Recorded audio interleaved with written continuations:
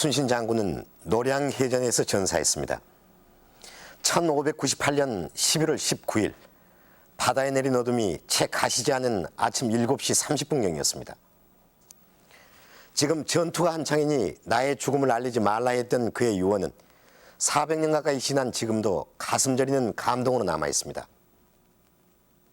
그런데 지금까지 잘 알려지지 않았던 역사의 갈피에는 이순신의 죽음이 우연한 전사가 아니라는 기록도 있습니다. 오늘 역사추리는 이순신의 죽음에 대한 이러한 의문을 하나씩 풀어가 보기로 하겠습니다. 숙종 때의 학자요 관리였던 서하 이민서는 순신은 싸움이 한창일 때 투구와 갑옷을 벗고 스스로 적탄에 맞았다고 기록하고 있습니다. 전투 현장에서 장수가 투구와 갑옷을 벗었다. 보통 때라면 이런 일은 있을 수 없는 일입니다. 그렇다면 당시 상황이 사령관이 갑옷을 입지 않아도 될 만한 그런 상황이었을까요? 이것이 이순신 죽음에 관한 첫 번째 의문입니다.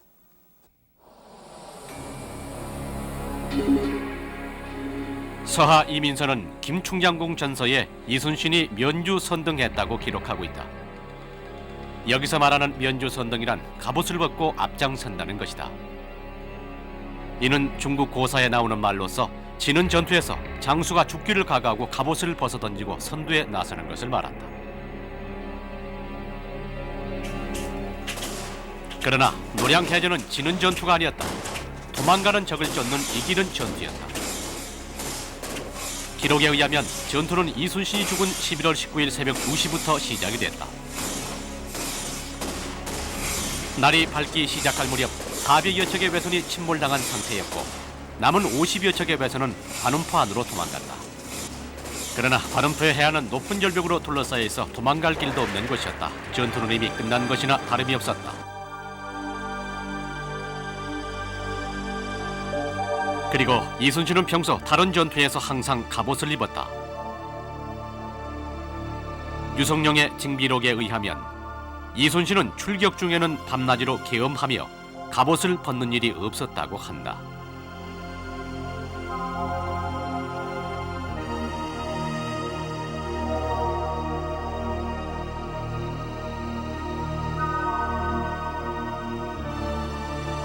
더구나 이순신은 임진왜란 초기 조총에 의해 부상을 당한 경험이 있었다. 이순신은 사천 전투에서 왼쪽 어깨에 부상을 당한다.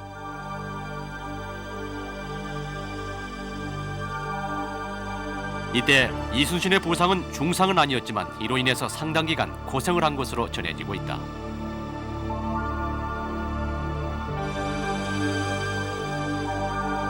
이렇게 조총의 성능을 잘 아는 이순신이 승세를 잡은 전투 현장에서 투구와 갑옷을 벗었다는 것이다.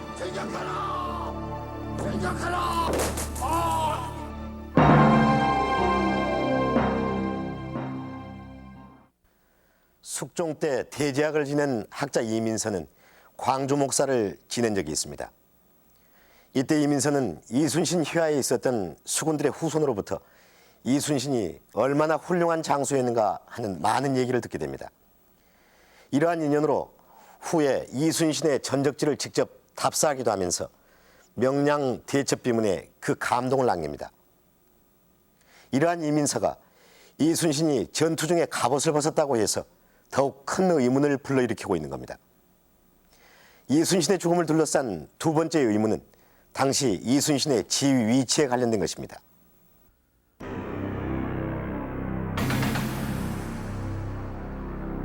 임진왜란 당시 이순신의 휘하에서 활동했던 의병장 조경남의 기록을 살펴보자. 적병은 죽을 힘을 다하여 혈전을 했으나 전세를 지탱할 수 없게 되자 관음포로 도망쳤다. 날은 이미 밝았다. 순신은 친히 북채를 들고 함대 선두에서 적을 추격하였다. 이 기록을 보면 이순신이 친히 북채를 들고 함대 선두에서라고 돼 있다. 바로 이 기록이 이순신이 스스로 죽음을 택했을 것이라는 주장의 또 다른 근거가 되고 있다. 그중 하나가 선상에서의 집이 위치인데 이순신의 집이석은 원래 한옥선의 3층에 있다. 그런데 이순신이 이 지비석을 벗어나 아래로 내려와서 배의 앞머리로 나왔다는 것이다. 또 하나는 함대 선두라는 위치다. 이순신은 전투 때마다 지비계통도를 작성했다. 한 예로 한산도 대전 때 지비계통도를 보면은 통제사 이순신을 중심으로 부주의관격인 총의장의 권준, 중부장의 의영담, 좌부장의 신호,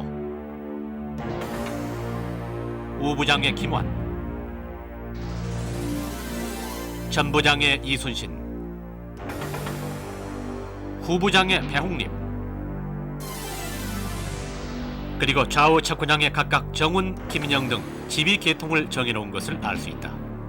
이러한 지휘계통도에 따르면 이순신이 탄 함대 총사령관의 배는 이 위쳐야 하는데 관음포 전투 현장에서는 이렇게 앞으로 나갔다는 것이다.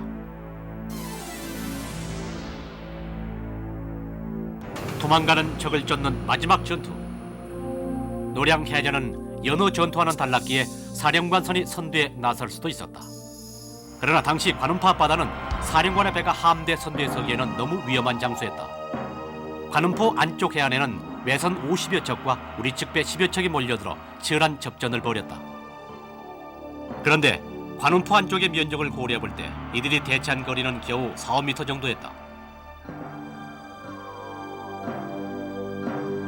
또한 이미 날이 밝은 후였기 때문에 4m 앞에 있는 적을 충분히 식별할 수 있었고 선두에 선 사령관의 배는 적들의 표적이 될 수밖에 없었다. 이런 상황에서 이순신은 함대 선두로 나왔을 뿐만 아니라 지비석을 벗어나서 갑판 위로 내려왔다. 그때 일어난 상황에 대해서 조경남은 이렇게 기록하고 있다. 적선의 선미에 엎드려 있던 적 조총수가 순신을 향해 일제히 조총을 발사했다. 진격하라! 진격하라!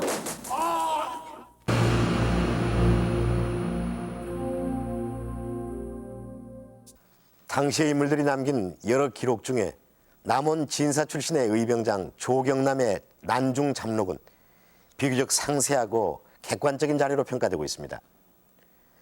이순신의 죽음에 대한 난중 잠록의 이 같은 기록은 이순신이 스스로 죽음을 택했을 것이라는 주장의 두 번째 근거가 되고 있습니다. 그의 죽음에 대한 당시의 기록들이 여러 부분에서 서로 엇갈려 있다는 점이 또 다른 의문을 불러일으키고 있습니다.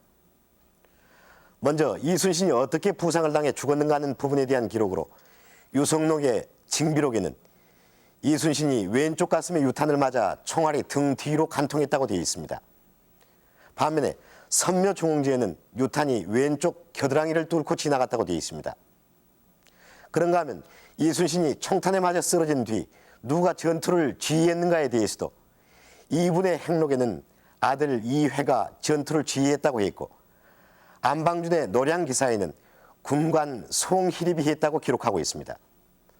또 조선실록에는 편관 손문욱이 전투를 지휘했다고 기록하고 있습니다. 이순신의 죽음에 의문을 제기하는 주장들은 그의 죽음에 관한 기록들이 이렇듯 서로 분분하다는 점에 주목하고 있습니다. 뿐만 아니라 우리가 그동안 사실로 알아왔던 기록 가운데서 중요한 모순점이 발견되고 있습니다. 그 가운데 하나가 이순신의 죽음을 목격했던 조카 이완의 형인 이분의 기록입니다.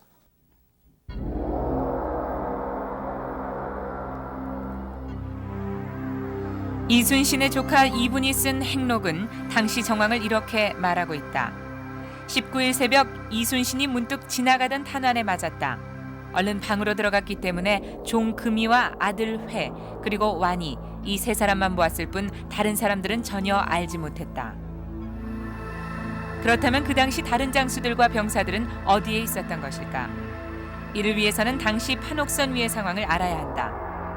기록에 의하면 이순신이 탔던 판옥선은 대략 길이가 70척, 폭이 30척, 높이가 11척으로 기수, 전투병, 노를 젓는 병졸 등 160여 명의 군사들이 타고 있었다. 또한 갑판 위에는 송희립, 유형 등 부관들과 50여 명의 전투병 등 약 70명의 군사들이 있었다. 더구나 전투가 한창이었으므로 부관들은 시시각각 지휘관의 명령을 듣고 전달했을 것이다. 그런 상황 속에서 지휘관이 총탄을 맞고 쓰러졌는데 아들과 조카 이외에는 아무도 보지 못했다는 것이다. 이분의 기록 중에 바로 이 부분이 이순신의 죽음에 대하여 또 다른 의문을 갖게 한다. 이순신 장군이 전사하셨을 때 완과 해만 목격했다고 많은 사람들이 기록하고 있는데 이것은 사실과 다릅니다. 당시 이순신은 삼도수군 통제사였기 때문에 전투 상황을 판단하기 위해서 갑판으로 올라가셨을 때 그분의 참모진들이 함께 행동했을 것이고 주위에는 포군이 포를 쏘고 있었습니다. 그런데 이순신이 돌아가실 때 완과 해만을 거론한 것은 당시 그분을 추모하기 위해서 필요한 부분만, 필요한 사람만 거명한 것으로 판단이 됩니다. 왜냐하면 당시 선조실록의 기록에 의하면 완과 회가 아버지가 돌아가신 것을 목격하고 통곡을 하고 있을 때 역관으로 있던 손문옥이 이것을 제지하고 자기가 입고 있던 옷을 벗어서 이순신을 시신을 가리고 전투를 고양시키기 위해서 영각을 불었다는 사실은 매우 사실과 부합되는 것이라고 생각이 됩니다. 갑옷을 입지 않았다, 지휘석을 이탈했다. 이 같은 여러 가지 기록들 때문에 이순신의 죽음에 많은 의문이 제기되어 온 겁니다. 여기에 이 같은 의문을 더욱 강력히 뒷받침해주고 있는 것은 당시 시대 상황과 주변 인물들입니다. 당시 조정은 당쟁이 나날이 심해져가는 상황이었습니다. 이런 당쟁의 원인은 바로 당시 임금이었던 선조에게 있었습니다.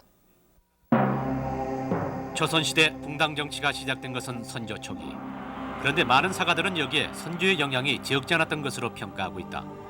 조선 14대 임금인 선조는 의심이 많아서 신하들도 믿지 않는 성품이었다고 하는데 이런 점을 짐작할 수 있게 해주는 것이 바로 추천연루제다. 추천연루제는 대신들이 청구한 사람에게 잘못이 있으면 그를 추천한 대신에게도 책임을 묻는 제도다.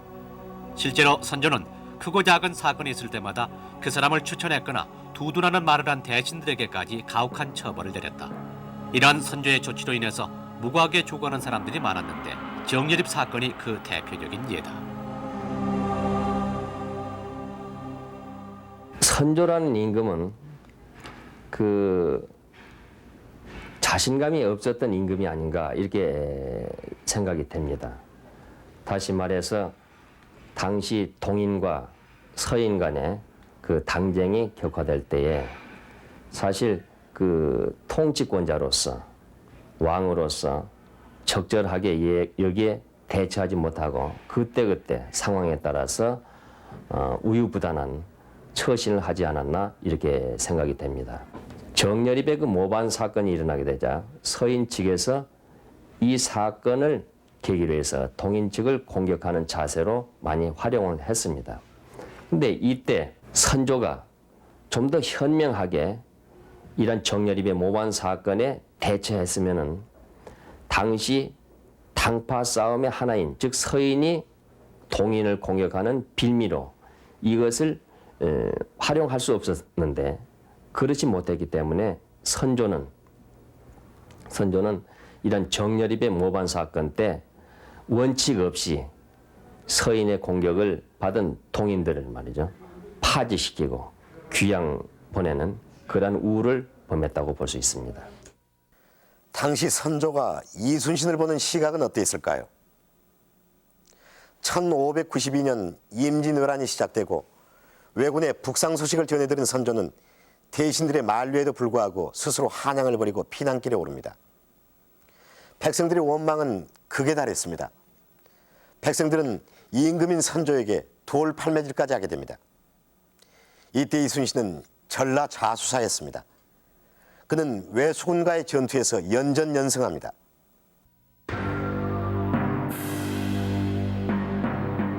이순신은 1592년 5월 처음 출전한 옥포해전에서 적선 26척을 격파한 것을 시작으로 6월에는 사천 당포해전에서 33척의 적선을 격파하였다. 뒤이어 7월에는 한산도에서 왜군의 주력 함대 59척을 격파하였고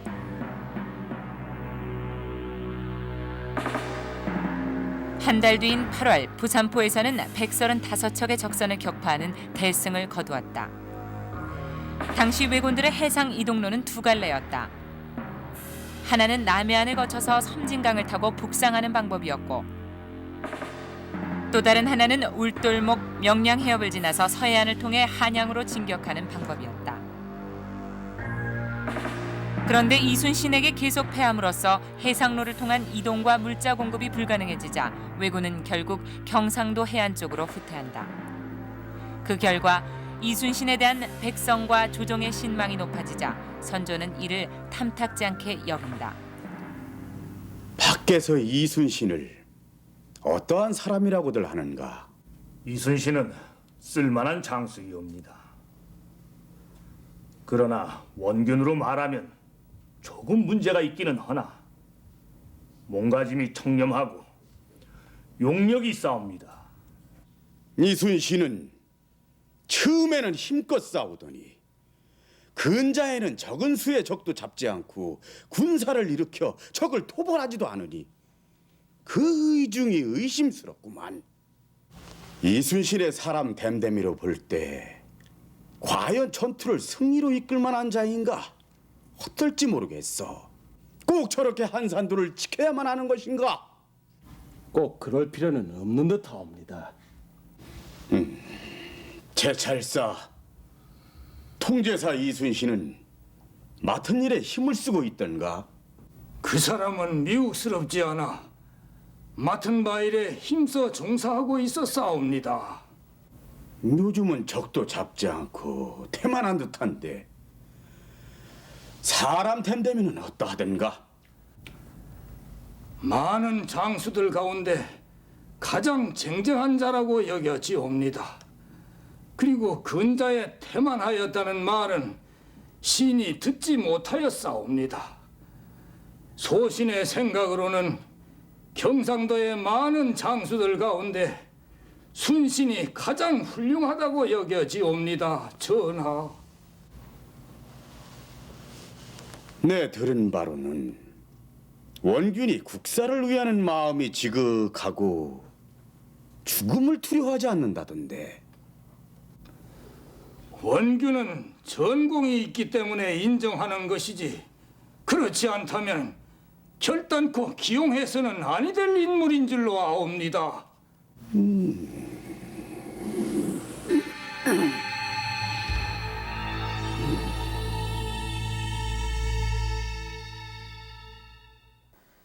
이순신을 탐탁지 않게 여기던 선조는 간첩 요시라 사건을 계기로 좋지 않은 심기를 노골적으로 드러냅니다.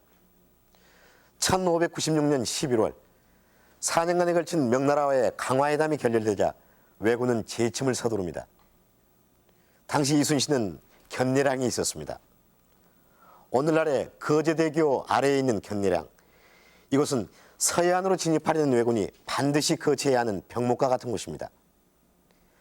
이순신은 이곳을 3년 8개월 동안 굳게 지키고 있었고, 그가 이곳에 버티고 있는 한 왜군의 해상 진격은 불가능했던 겁니다. 그래서 정유재침을 앞둔 왜군은 이순신을 제거할 목적으로 흉계를 꾸밉니다.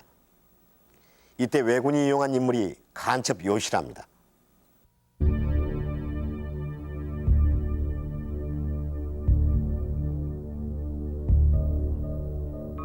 왜군이 이순신 제거를 위해서 이용한 인물이 바로 간첩 요시라. 직기야이가 아루 김응선이 이때 갓도 기어마사가 입구 직교시라세 모시 소노도끼 자마오 수레바 이노치 나이모노 또 오모에 하 고노코도 기이다 조센 조대이와 이순신이 슈츠징어 우나가 수다로우와 이순신과 제따이 웃고가나이다로 소나레바 템바스 웃게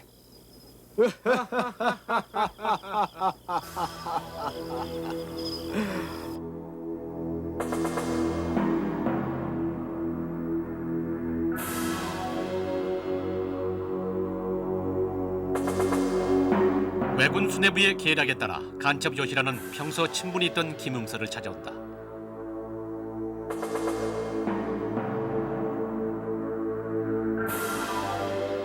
이때 요시라가 김웅세에게 흘린 정보는 당시 판중추 부사였던 윤두수의 동생 윤구수를 통해서 조정에까지 전해진다.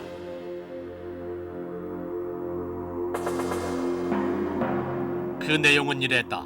내년 1월경 동남풍이 불면 외장 가토 기요마사가 조선으로 건너올 것이니 이순신으로 하여금 바다로 나가게 하여 가토를 없애라는 것이었다.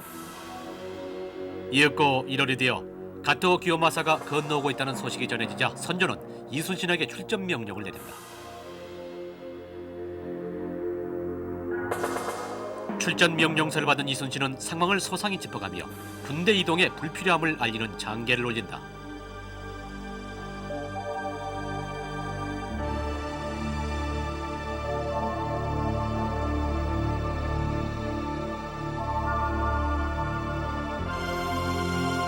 이순신의 출전 불가 사유는 첫째로 부산포가 병법에서 말하는 사지, 즉 지형적으로나 적의 주둔 형세를 볼 때 살아나올 수 없는 매우 위험한 곳이라는 것이다.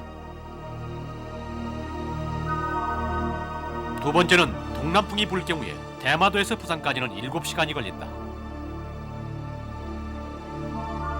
그러나 한산도에서 올 때는 동남풍이 역풍이기 때문에 부산까지 오는데 하루 반에서 이틀이 걸린다.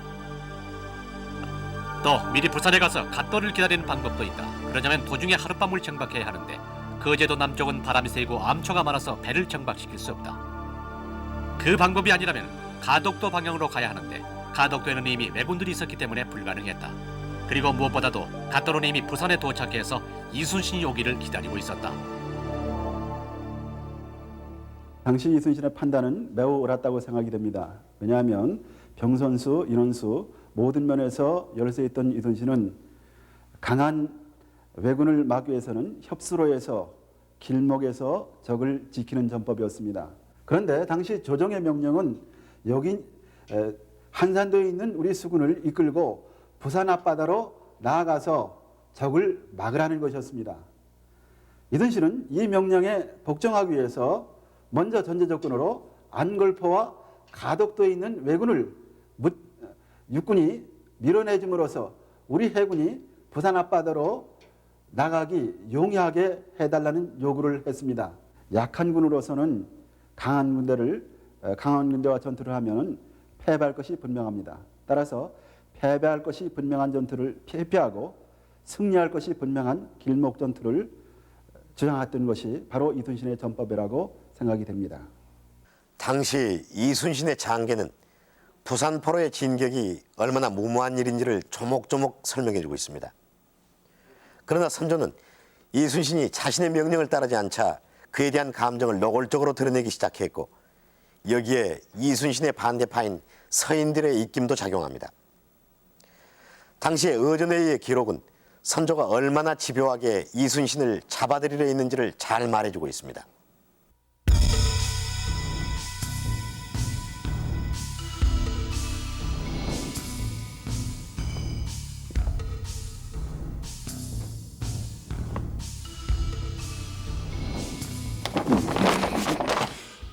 부산포 앞바다에 집결한 외선의 수가 200척이나 된다고?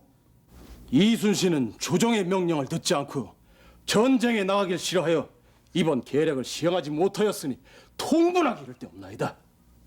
이순신은 도대체 어떤 인물인지 모르겠다. 이순신은 일전에 부산에 왜군 진지를 불태웠다고 보고를 했는데 그것은 조정을 속인 게야. 이제 이순신이 갓도의 목을 베어오더라도 결코 용서해줄 수가 없다.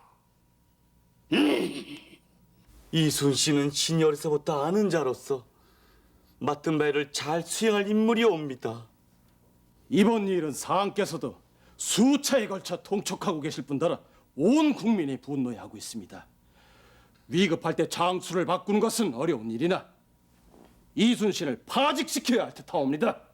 지난 임진년에도 이순신보다 원균의 공로가 더 많았다 하옵니다. 원균의 공이 없었다고는 할 수 없다. 원균은 늘 이순신이 자신의 공을 빼앗았다고 신에게 말하곤 하였사옵니다. 이순신은 원균의 공을 빼앗아 자기 휘하의 장수인 권준에게 공을 돌렸다 하옵니다. 전하, 이것이 사실이라면 이순신을 결코 용서할 수가 없사옵니다. 이순신을 중죄에 처해하옵니다. 이순신은 임진년 이후에 한 번도 거사를 하지 않았고 이번 일도 하늘이 준 기회를 취하지 않았는데 나라의 법을 어긴 자를 어찌 매번 용서만 할 수 있겠는가? 이날 어전 회의에서는 이순신의 반대파인 서인들의 목소리가 높았다. 그러나 이순신의 체포가 구체적으로 결정되지는 않은 상태였다. 그러나 선조는 이순신의 체포 명령을 내렸고 이순신은 임진왜란이 일어난 지 6년째 되던 1597년 2월 6일 한산도에서 체포된다.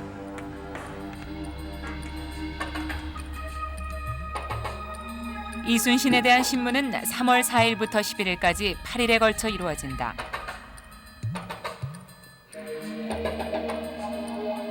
그러나 이순신이 자신의 죄목에 대해 승복하지 않자 12일부터 혹독한 고문이 시작된다.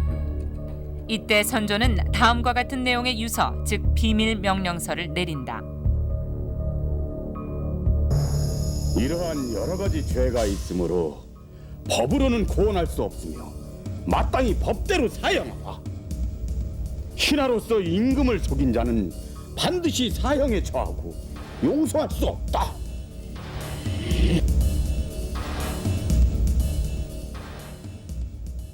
결국 이순신은 혹독한 고문을 당하다가 유성룡과 같은 퇴계문인인 정탁의 구명상소로 겨우 풀려납니다. 당시 이순신은 선조로부터 누구보다도 신망을 받아야 했던 인물이었습니다.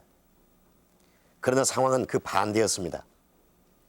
파직과 혹독한 고문, 그리고 백의종군.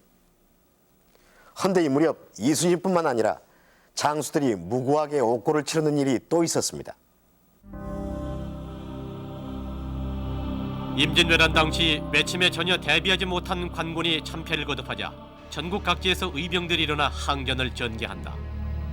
충장공 김덕령도 담양에서 의병이 된 인물로 총명하고 용력이 뛰어나 의병장으로 크게 이름을 떨쳤다. 김정령은 왜군이 가장 두려워했던 장수로 박재우, 이순신 등과 함께 백성의 두터운 신망을 받았다. 그런데 이순신이 투옥되기 8개월 전 선조는 호서지방에서 반란을 일으킨 이몽학 사건을 빌미로 김덕령을 투옥시킨다. 하지만 대신들의 만류가 계속되고 선조는 일단 김덕령을 풀어주고 본율에 휘하여서 백의종군 하도록 명한다. 그러나 선조는 얼마 되지 않아 또다시 김덕령을 잡아들인다. 김덕령이 형장을 아무렇지도 않게 여기고 있으니 참으로 큰 역적이다. 반역죄가 아니더라도 다른 죄목으로 죽이면 된다. 이때 김덕령은 죽기 직전 이런 말을 남겼다. 이제 모든 할 일이 끝났으니 무엇을 말하리요. 다만 말하고 싶은 것은 무고한 사람을 죽이지 말라는 것이외다.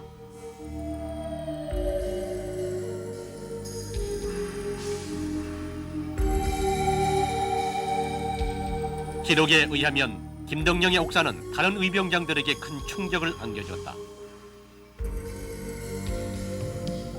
홍의장군 박재우, 계속되는 관군의 참패를 보고 의분해서 경남 의령에서 의병을 일으킨 인물이다. 박재우는 신출을 기원한 기습 공격으로 왜군과 맞서 싸워 임난을 통해서 가장 명성이 높았다. 기록에 의하면 박재우는 김덕령의 옥사 사건이 전해지자 돌연 군대를 해산시키고 낙향했다고 한다.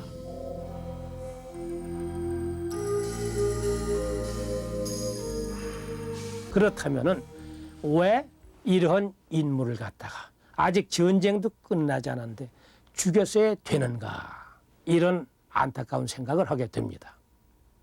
우리가 여기 생각할 수 있는 것은 기록이 없습니다만 당쟁에 희생되었다고 이렇게 볼 수도 있겠고, 또 전쟁이 강화 거기 끝나가는 것같이 이렇게 생각할 수도 있습니다. 근데 전쟁이다 하는 건 항시 세력 형성이 되게 돼 있거든요. 그럼 전후에 있어서 이런 인물들이 하나의 세력 형성, 본인은 물론 그렇게 생각하지 않고 충신이지만 이것을 이 중앙 정신들 간에 그런 생각을 가졌던 것이 아닌가. 또 이것을 갖다가 선조가 믿었던 것이 아닌가. 물론 그런 기록은 없습니다만 이런 데서 이런 큰 인물이 희생된 것이 아닌가. 김덕령의 옥사와 곽재우의 은둔, 이 두 가지 사건은 옥사 직전에 겨우 목숨을 부지한 이순신에게 결코 무관한 사건일 수는 없었다. 더구나 이순신 자신의 투옥으로 어머니까지 잃는 고통을 겪게 된다. 당시 이순신의 심경은 정윤현의 난중일기에 그대로 나타나 있다. 애통함을 다 적을 길이 없다. 다만 어서 죽었으면 할 따름이다. 천지에 나 같은 운명이 어디 또 있으리야 일찍 죽느니만 못하다. 저녁에 홀로 빈집에 앉아있으니 마음이 끓어올라 밤이 깊도록 잠을 이루지 못했다.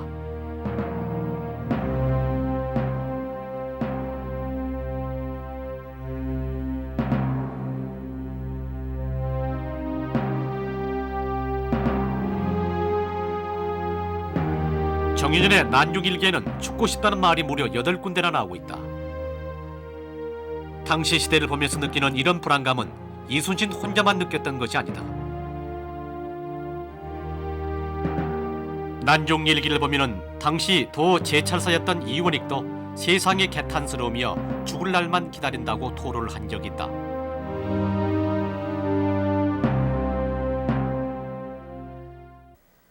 이순신의 뒤를 이어 3도 수군 통지사가 된 원균은 이순신이 왜 출전하지 않았는지 뒤늦게 깨닫게 됩니다. 그러나 선조와 조정의 압력으로 정윤년 7월 부산포로 출전했다가 참패하고 맙니다.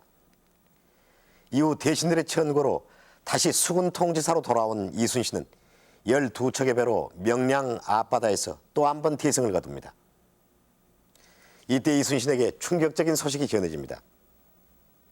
고비에 처할 때마다 자신을 구해주었던 영의정 유성룡이 사소한 일로 파직을 당하게 된 겁니다.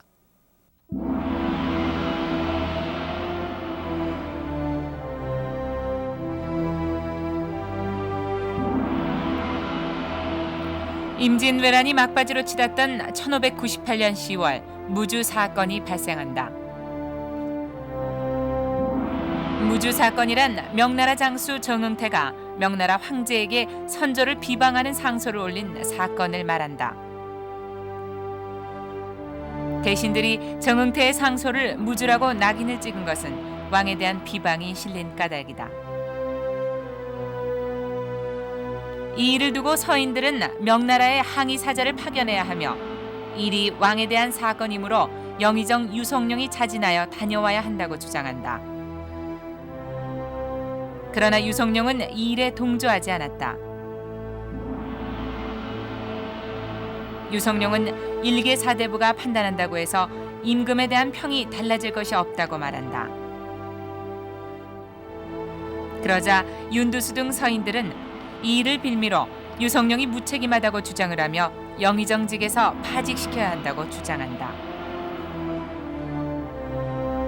이때가 10월 8일 노량해전이 있기 40일 전이다.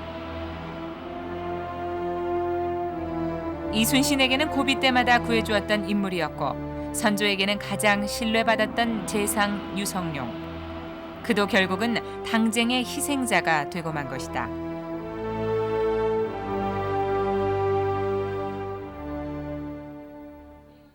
지금까지 살펴본 것이 이순신이 스스로 죽음을 택했을 것이라는 주장을 뒷받침하는 근거들입니다. 이런 주장의 또 다른 근거는 이순신이 실로 명예를 소중히 여기는 인물이었다는 점입니다. 노량해전은 분명히 이기는 전투였습니다. 만일 그가 죽지 않고 살아남았다면 그는 국난을 극복한 장군으로 모든 백성들의 신망을 받았을 것임에 틀림없습니다. 바로 이 점이 당시 임금인 선조와 다른 정치 세력들의 표적이 됐을지도 모릅니다. 역시 백성들의 신망이 두터웠던 의병장 김덕령 같은 인물들이 역적에 누명을 써야 했던 것이 당시의 정치 상황이었음을 기억할 필요가 있습니다. 국난의 시기에 자신의 소임을 다한 후 명예롭게 죽기를 원했던 이순신. 바로 이 점 때문에 그의 죽음에 대한 의문이 지금까지 계속되고 있는지도 모릅니다. 명예를 소중히 여기는 인물이 바로 진정한 영웅이기 때문입니다. 그러나 장수인 이순신이 무엇보다도 중요시했던 것은 자신의 명예가 아니라 위기에 처한 나라와 백성을 구해야 한다는 생각이었습니다. 이 같은 이순신의 일념은 이순신이 평소에 주위 사람들에게 했던 말이나 죽기 직전 그에 관한 기록들을 살펴보면 잘 알 수 있습니다.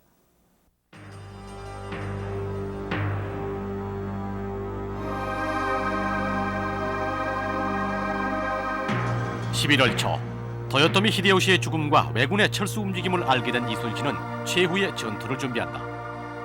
이쯤 이순신은 측근들에게 의미심장한 말을 한 것으로 기록은 전하고 있다. 이순신이 가장 아끼던 부하 중에 한 사람인 유형, 후에 삼도수군 통제사의 자리에까지 오르는 인물이다. 유형이 남긴 행장이라는 기록에 의하면 장수가 싸움에 임하는 자세에 대해서 이순신은 이렇게 말했다고 한다. 이로부터 장수가 자기 공을 탐하다 보면 대개 목숨을 보존할 수 없는 법. 차라리 나는 적이 물러난 그날에 반드시 죽어 부끄러움이 없도록 하겠노라.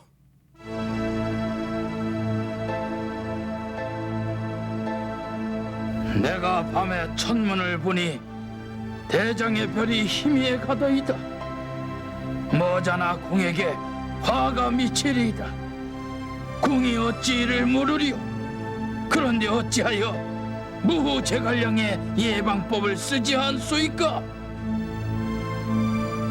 이순신의 답시는 중국 청산에 있는 진린의 비석에 새겨져 있는데 그 내용은 이러하다. 나는 충성심도 덕망도 지혜도 다 무후만 못하니 내가 무후의 방법을 쓴다 한들 하늘이 어찌 들어줄 리 있으리이까.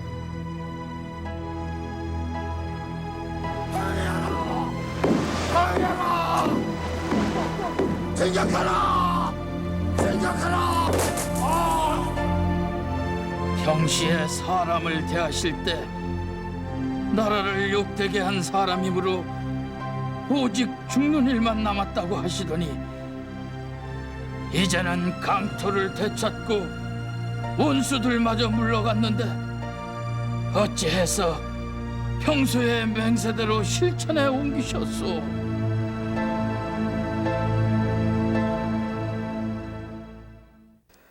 명나라 장수 진리는 비록 외국 사람이었으나 당시 누구보다도 이순신을 잘 아는 장수였습니다. 또 노량해전에서 이순신의 도움으로 목숨을 건졌기 때문에 누구보다도 이순신의 죽음을 가슴 아파했습니다. 그가 쓴 이 제문은 이순신이 죽기를 각오하고 싸움에 임했던 사실을 잘 말해주고 있습니다.